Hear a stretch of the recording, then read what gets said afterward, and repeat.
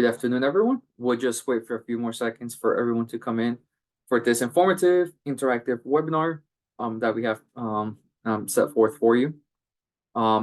This is a good opportunity for you to introduce yourself. What type of business do you have? What type of industry?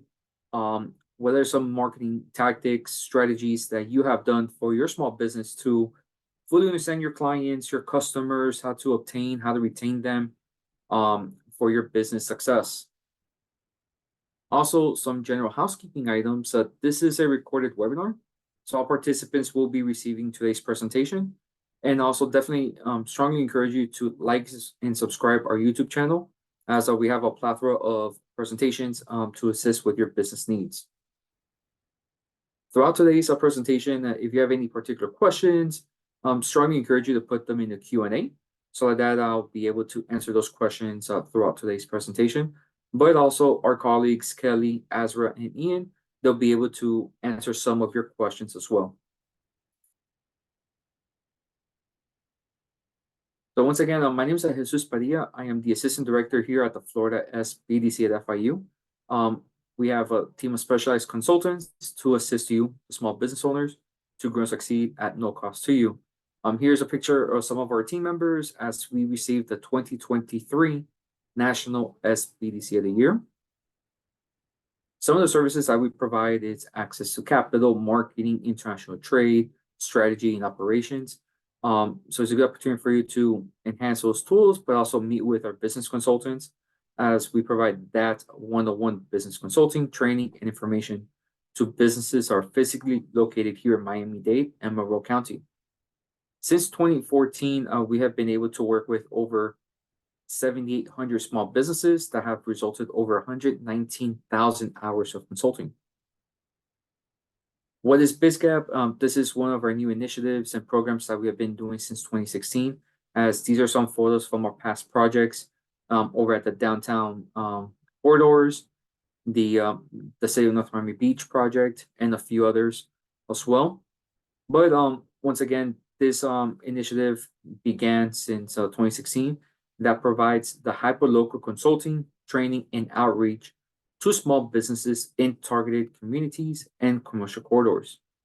Additionally, this project is designed to provide another tool to the toolkit for communities looking to better assist their businesses with startup assistance and business growth.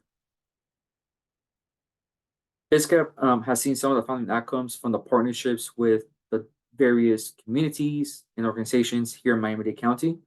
As such, we have actually gone canvassing, going door to door, hearing the heartbeat of the small businesses.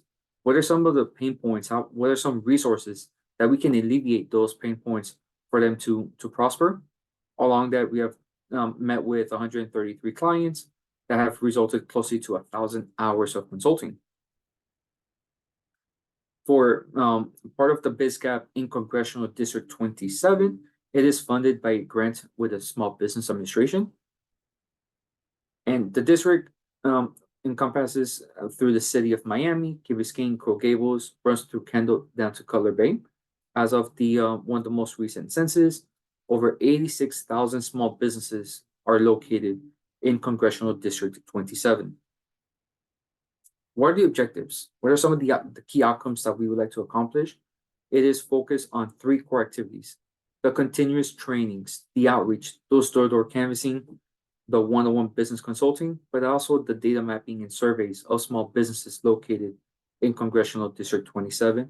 And our goal is to continue working with you through consulting, training, and workshops of hitting the goal of meeting 1,000 businesses for 2024.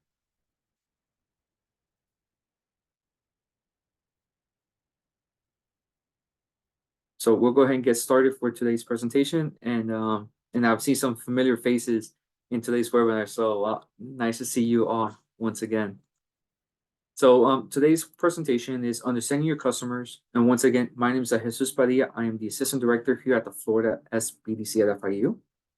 So there's going to be multiple objectives. Some of the my intent for today's presentation is for you to have a few aha moments, so that I'm giving you the homework before you actually start working with our business consultants in some of the key areas of today's presentation. Some of the objectives that we would want you to accomplish today is how to reach and convince the right customers to buy your products and service. That you need to understand who your customers are first by identifying the key questions to ask about the buying behavior, the different sources of data about your customers, what to look for, what not to look for, how to obtain those data points. But also describe how that data is collected to create a description of your customer. What are their buyer personas?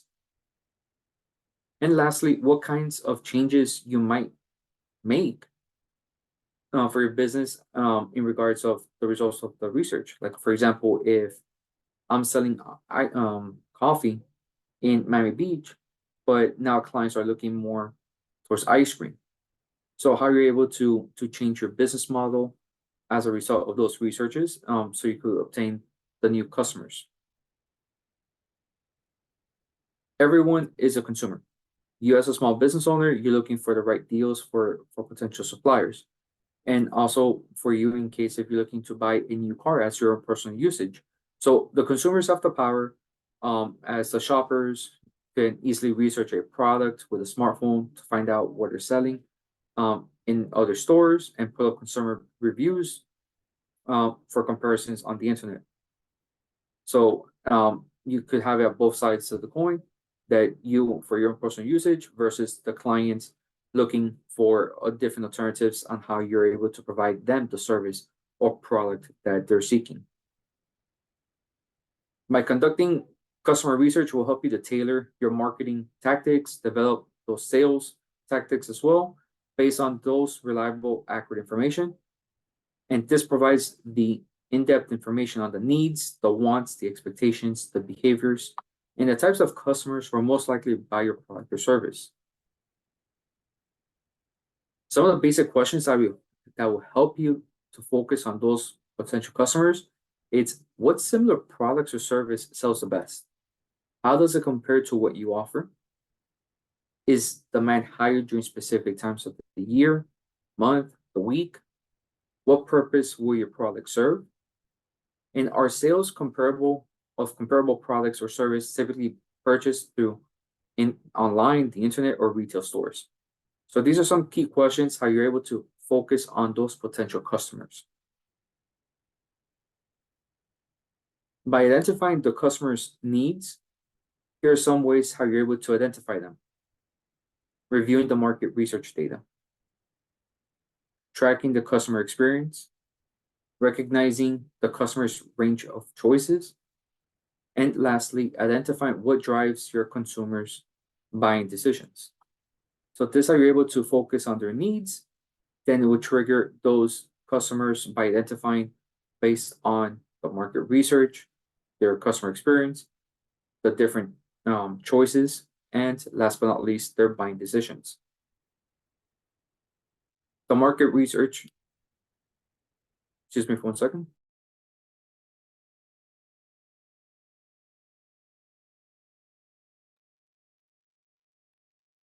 Sorry about that. So the market research data can be conducted in person with consumers, by yourself or with your team members. Also utilizing the free databases such as the U.S. Census Bureau, the Federal Reserve, and the Department of Labor. And a good example would be like if I want to open up a daycare center in a community in one particular area of the community, but you're researching that there's no child daycare centers. So your initial instinct will be perfect. This is a good location for me to purchase and have a good so I could create my business here. But then once you do the market research, you realize that this is a 55 and over community. There's no ideal customers of having young children versus another part of the city that has a lot of young families, a lot of children of age, that they could definitely benefit from your services. But now let's do that research and more in depth to see how many are your indirect competitors who are your direct competitors, and how you're able to do the pricing points based on the services that you'll be providing. This is where you're able to gain experience with the market by working with existing businesses, so you get to know the good and bad and the ugly, along by networking with peers in the industry. And the good thing is that with the Florida SBDC at FIU, we have access to various tools that you could definitely obtain access with those information on the market, and also industry research as well. Obviously, one of the oldest forms of collecting information is through customer surveys, focus groups, but at the same time, your own sales data and inventory can provide a wealth of knowledge, including the locations, what's the most popular product or services, and their buying habits. Is it more back to school shopping, like buying papers and notepads? There's a big spike at the during the summertime versus a this time this year or this time every year. So you're able to see whether the buying habits, what type of products are available, and based on the profiles of the makeup of based on the sales data and inventory. By tracking the customer experience, there's multiple methods. That would lead a better experience, but an understanding of those needs. You could do the Suica shopper experience, interacting with the customers by educating them, having that conversation with them. So instead of making it more transactional, you make it more a pleasant experience. Instead of transactional, be more interactive. Follow the customer's journey. Where do they start in the shop and all the way down to the final payment, and understanding their behaviors. What's the good and bad, the ugly of their behaviors, and what are some other price points or pain points that they might have, so that you're able to assist them and address those challenges and needs. So the Suica shopper experience is paying an individual to provide information about their experience. You could ask them, did you have trouble accessing the website? How friendly was the staff? What was the average wait time? How was the music? Was it too loud? Give you anxiety? Is it more pleasant with smooth jazz? So by having a good experience as a Suica shopper, now you're able to see the eyes of a potential client. How do they shop through your storefront? But one of the cool avenues is having that interaction with the customers. Ask them to try your product or service and provide feedback, but also have that conversation with them in regards of a localized event, arrange for personal demonstration to relevant businesses, educate them. Is, have you heard about these additional features that you might not know about the products or services that we're offering? So having that conversation, you create that interaction, and like that, it creates more building of a trust.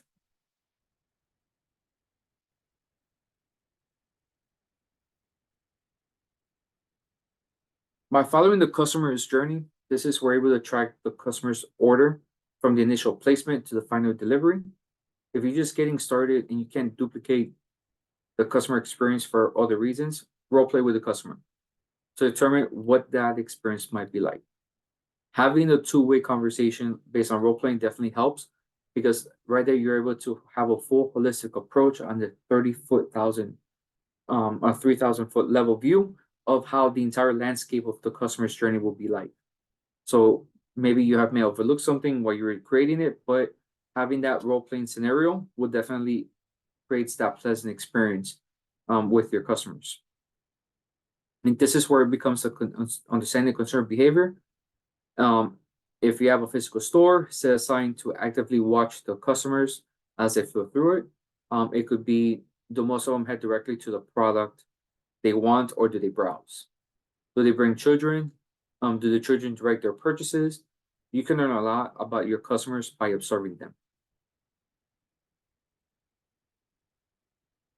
This is where you're able to start having that recognition of the different the customers' ranges of choices.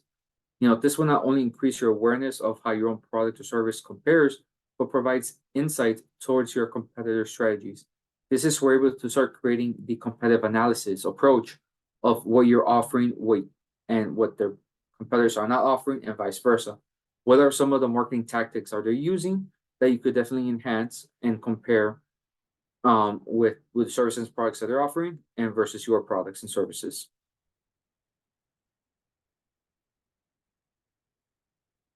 This is where you're able to have a full assessment as to what does your customer think of your competition. And how can you can also get this information by simply asking the potential customers using surveys. This is where you're able to understand the process that most customers use when they decide to purchase something. Well, not exact, but this process usually divided into 5 different distinct stages based on the consumer buying decisions. So this could be anything, like me personally buying a new car or even traveling. I am a consumer and this is my buying decisions. So we're gonna have some different examples, but usually it's TV. Everyone has a TV, but how did you decide to purchase that particular TV? So you're able to become a consumer decision maker, but also how was your experience as well? So this is where able to recognize you will fall into one of these 5 points, but the majority will start in the problem recognition, addressing that issue and how you're able to gather the information, find those different alternatives, then you purchase the purchase phase, and then the post purchase phase. It was a pleasant or unfavorable experience.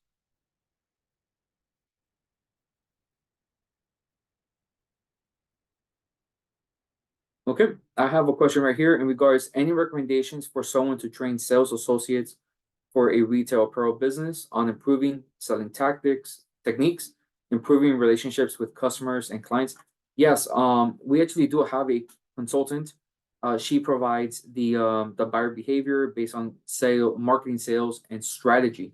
So definitely, strongly encourage you to register in the link that one of my colleagues will be able to provide for you, so we could make that introduction.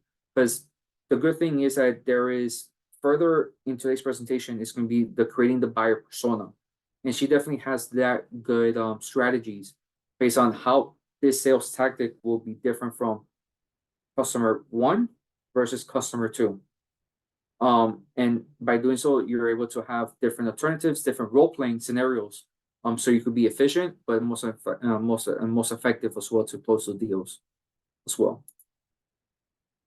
So everyone has a TV, everyone has purchased TVs, or like I said, this could be restaurants, it could be anything. So in this case, it would be my buddy Joe. He recognized his problem, that his TV is not working and he needs a new TV. So if there's no need, there's no purchase. But if there's a need, a purchase might be made. So in this case, once again, his TV is not working and he needs a new TV. Now, let me gather some information. It's searching the possible solutions to the problem. In this case, he's reviewing store flyers, websites for information on TVs. Yes, all participants will be receiving today's recording and also the presentation as well. So you're getting the homework before the teacher gives it to you. This is where you start to evaluate different alternatives, comparing the available choices, and what is the best alternative for you. So just think of like the Goldilocks approach. In this case, Joe finds 3 possible TVs. One of them is a top-rated TV, which is too expensive. The second model is not available in the local stores and will have to be ordered. However, the third TV is an off-brand that has nearly the same performance ratings as the second rated brand and is available locally. So out of the 3 options, which is the best alternative? In this case, once a consumer has evaluated different solutions, can choose the product or brand that best fits the need and make the actual purchase. In this case, Joe decided to buy the less expensive off-brand TV, option number 3, that is available right away rather than wait to order one that is slightly better in ratings. And the post-purchase, it is how is that experience? How will you evaluate? Did it fulfill the expectations and those needs? This is where Joe will either have a favorable experience that will recommend off-brand TV or have an undesirable experience and would not recommend this brand to anyone who might be in the information gathering phase. So this is an example of buying a TV. Now, in the chat, I want to have an example with you. My 5-year wedding anniversary is in June. So what restaurant should I go to? So I know some of you will be able to provide me some good restaurants. Some might be go to Burger King or go to Domino's. But at the same time, this is where we're able to start getting the different information. And right there, I could definitely say, you know what, I had a great experience at this location. I'll definitely recommend it whenever someone tells me, Jesus, here is a good recommendation. I'm looking for recommendations for anniversary dinners. I'll be more happy to provide that information. Or they might say, Jesus, I'm planning to go to this restaurant. I'll tell them my experience. It was not good because it was a long wait. The service was bad. So, or the food wasn't too good. So, everyone is a consumer based on the buying process. This is where you're able to start describing your customers. The more information you have of your customers, the easier it is to target your marketing efforts. Existing customers are critical sources of information for increasing spending and finding new customers. So this is where you're able to retain and obtain new clients for your businesses. This is where we're able to start going more in depth of the different segments of the marketplace. This is where we're able to start describing the information as such, the age, the genders, the location, what their spending habits, along with their incomes. If you're more of a B2B industry, what are the types of products and service that you provide to the other businesses? What's the company size, the spending patterns, and other suppliers that are being used? Then this is where we're able to start creating that database that includes as much feedback as possible on how they rate your products, the customer ratings of your services, along with the customer's spending behavior. So the more they spend, the more weight they have, because they're frequent customers. So like you're able to have more understanding of your customers. If it's just a one-off, okay, then how can they continue buying from you?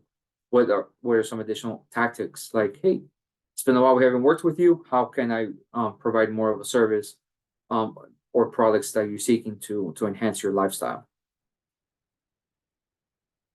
And I know in the chat that we talked about the sales tactics and different ways to improve. This is how this is a good exercise right here. It's creating the buyer personas.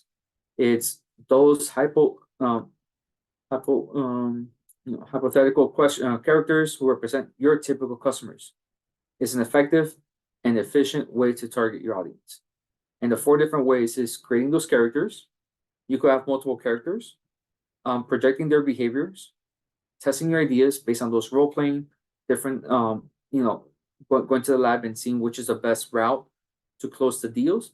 But then at the same time, you analyze and you refine. It's an always ongoing process of these personas because behaviors change. The marketplace changes. So how you're able to pivot to the new everlasting evolving marketplace. This is where you're able to create your customers. Try to create a few fictional people who summarize the bulk of your customers. Envision an actual person for each of these personas and try to imagine the types of marketing that would affect their purchasing decisions. By projecting the behavior, it's once you have created your personas, use them to predict how each might react to different marketing approaches. So for example, if someone commutes to and from work on a car, they're going to be listening more the radio advertisements for of the products and services. So listen to the radio, as opposed to someone that is on the public transportation will see the billboards, the printed advertisements. So by having a good understanding, how are your tactics being effectively marketed to your clients?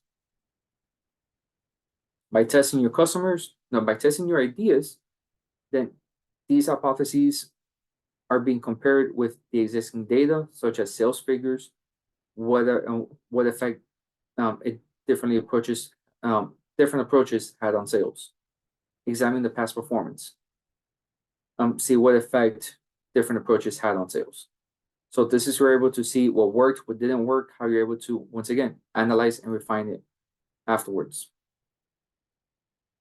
The more you use of these personas and marketing hypotheses, the more accurate picture you will have on the consumer base and most effective means for reaching them.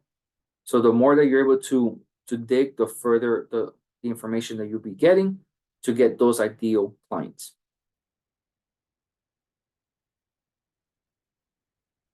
based on the customer intent, can be found through the comments on social media, the consumer's browsing history, the email acceptance, or the open rates, and other resources.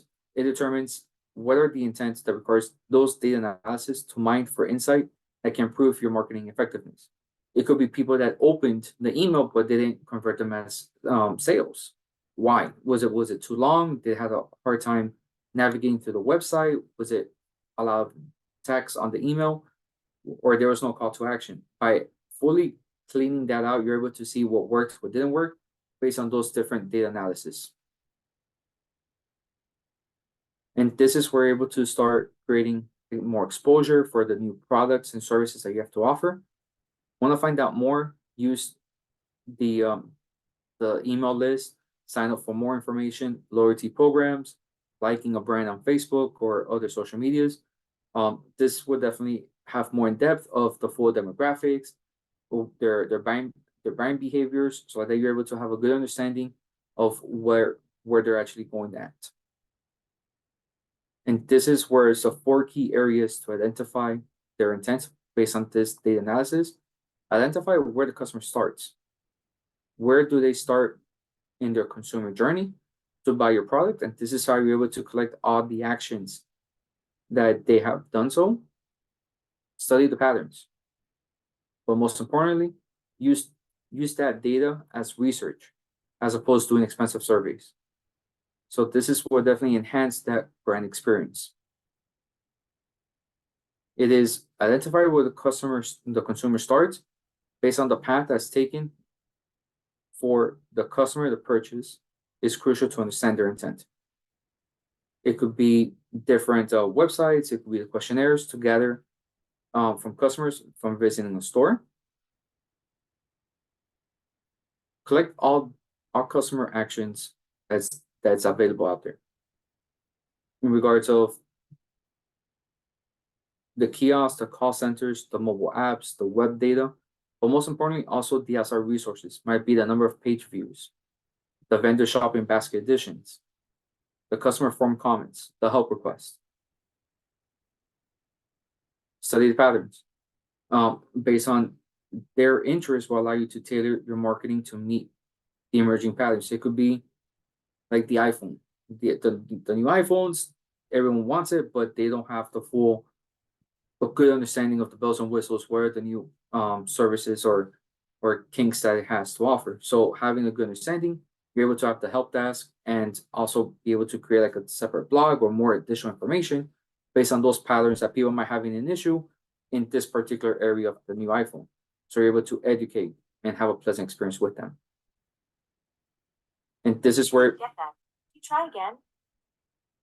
Then this is where you're able to use that data as research. Your web data is your best asset to find out what people actually do. What pages do they go to? Is it in the sales? Is it more on the new additions? What features and characteristics will get more attention in searches and reviews, and you can highlight those in your marketing. And this is where we talked about creating that experience, is anticipating the customer needs. Instead of asking them what would you like, ask them what would my customers really want if they knew what was possible, based on having that interaction as opposed to transactional. Could I give it to them? How can I create a customer awareness of a need or convince my customers of the need that they're not aware of? So having a good understanding and educating them will definitely have a pleasant experience. Step back and examine the whole buying behavior or buying experience from your customer's point of view. What will make it easier, and how can you provide something that your competitors do not? That's how you're able to create that value proposition. And what is a value proposition? It is a unique value that identifies the benefits that you provide, who will you provide them to, and the uniqueness that you do it. It's positioning statement that declares the consumers you want to target, the needs that you want to meet, and why your product and service is the best alternative. And how do you develop a business, a new business valuation? It is having these 4 key steps. It is the definition, the evaluation, the measurement, and how to build it. So by defining the need, you remove your product and services from the alternatives your consumers has available and apply the 4 U's to the need. So in other words, how do you give your consumers that this is the only product that we have that is available to address those needs that they have? So it's unworkable. Does your product and service correct a situation where there are measurable consequences of inaction? Is it unavoidable? Does your product addresses the requirements associated with the regulatory controls or government regulations? Is it urgent? How critical is the need of your product and services that fulfills? Is it one of the top priorities for a consumer? And underserved. How many alternatives do consumers have to have your product or service? Excuse me for 1 second.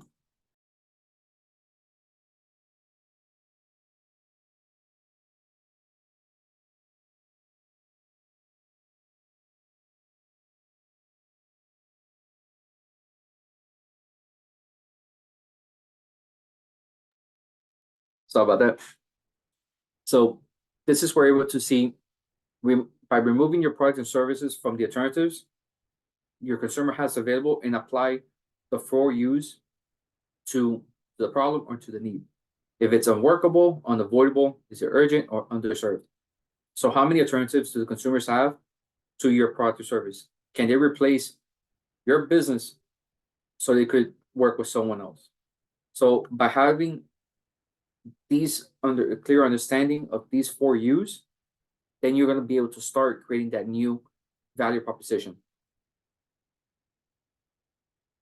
By evaluating your solution, what is so unique and compelling about your product or service? Does it approach the identified need directly? By measuring, this is how you're able to measure the benefits versus drawbacks. Does the benefits outweigh those drawbacks? So new products and services usually have good and bad points. Your gizmo, your product, your service may provide a tremendous number of new features for a new customer, but if it's very difficult to use or expensive to buy, you must make sure that the benefits greatly outweigh those drawbacks. Just like the example of the new iPhone. It's great, has new features, but if it's hard to understand and difficult to navigate, then that might be a drawback. And this is where you're able to create a framework of the actual business valuation by focusing on the 5 key points: the target customers, the situation or alternative, the new product, the solution, or the current alternatives. So the question / the framework would be your product or our product or service is for whom? Who are unhappy with what's the situation.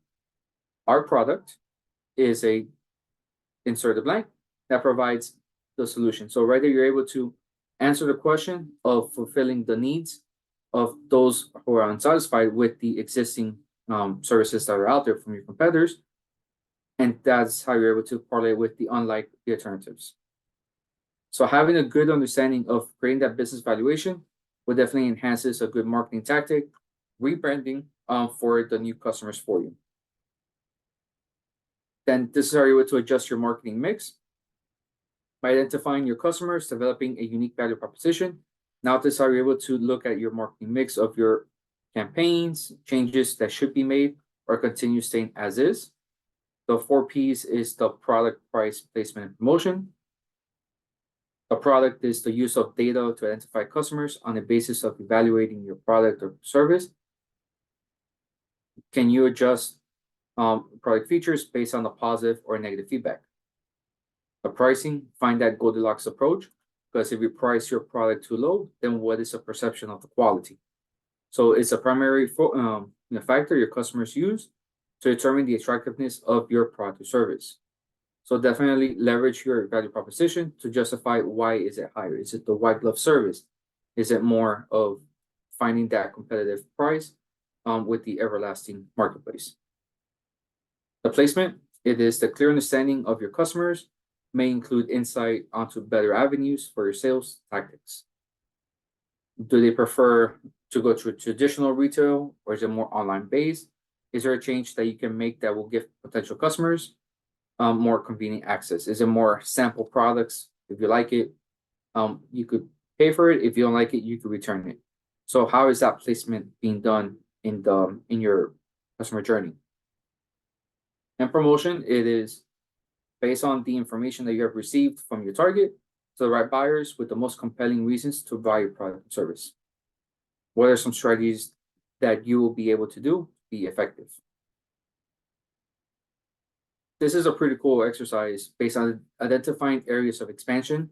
Once you have solidified one particular area, or also have found new different segments of the community that is unserviced or underserviced market, it's new markets of potential to define new target market, research that market, if decide to whether proceed, if not create a different marketing plan. So there is three different categories how you're able to categorize demographics and geographic location of a new target market.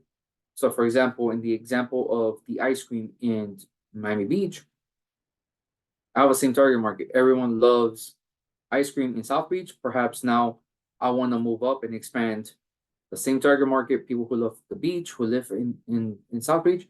Let's do it at North Beach. That is a new geographic location. But then if there's a new target market in the same geographic area in South Beach, where my new target market, I want to upsell. I want to have a more of a vegan ice cream or a more pricier alternative. So right there, I am creating a different target market. It's the general families with young kids have the regular ice cream, then the more of a vegan style. That's a new target group.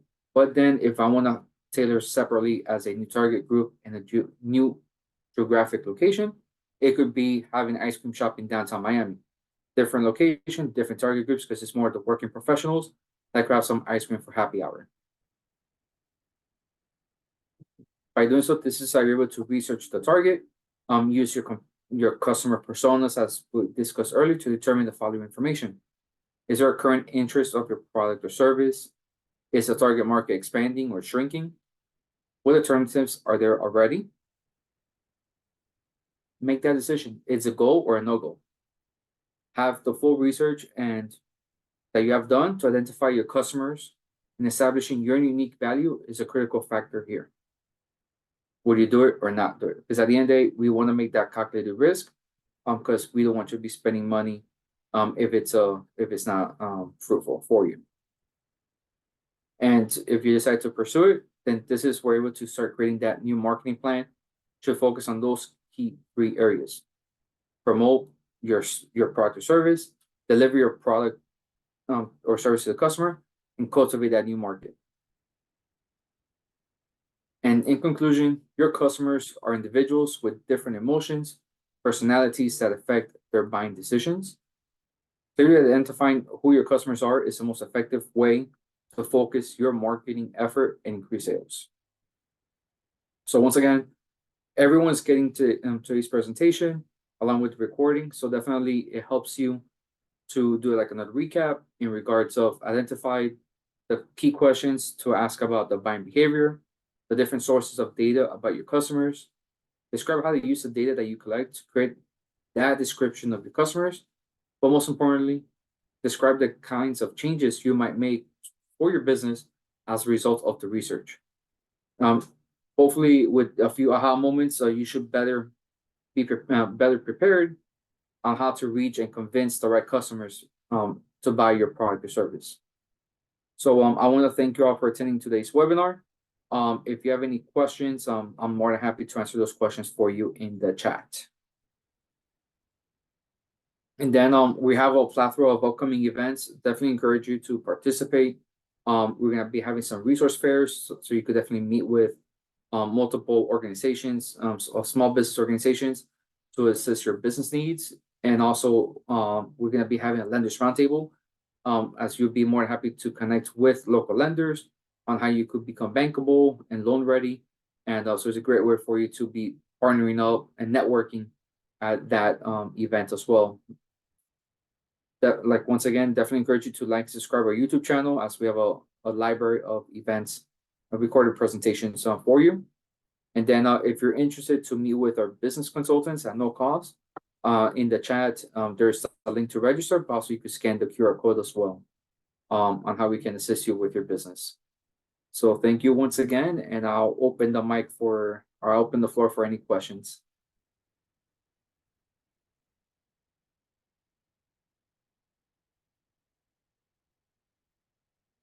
Okay, yep, I have one right here. So in regards of how to meet with a consultant for the buyer personas, yes. Our consultant, Michelle, she does the marketing, sales, and strategy, so she'll be more happy to connect you and assist you with that. Okay.